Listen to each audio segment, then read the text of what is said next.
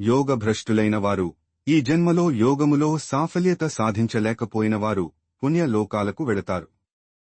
అక్కడ చాలా కాలం నివసించిన పిదప వారు తిరిగి భూలోకంలో ధర్మపరాయణుల మరియు సంపన్నుల కుటుంబంలో జన్మిస్తారు.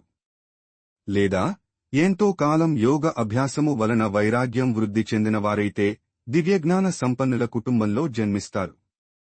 ఇటువంటి జన్మ చాలా లోకంలో చాలా దుర్లభము.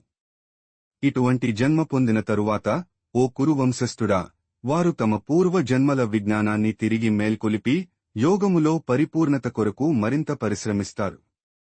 వారు తమ ఇష్టానికి వ్యతిరేకంగానైనా పూర్వ జన్మల సాధనా బలంచే ఖచ్చితంగా భగవంతుని వైపు ఆకర్షించబడుతారు. ఇటువంటి సాధకులు సహజంగానే వేదములలో చెప్పబడిన కర్మకాండల సూత్రాలకు అతీతంగా ఎదుగుతారు.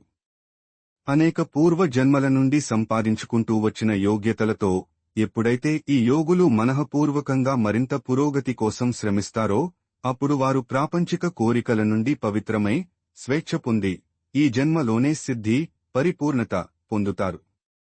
ఒక యోగి తపస్వి కంటే ఉన్నతమైనవాడు, జ్ఞాని కంటే ఉన్నతమైనవాడు, ఇంకా కర్మీ కంటే కూడా ఉన్నతమైనవాడు.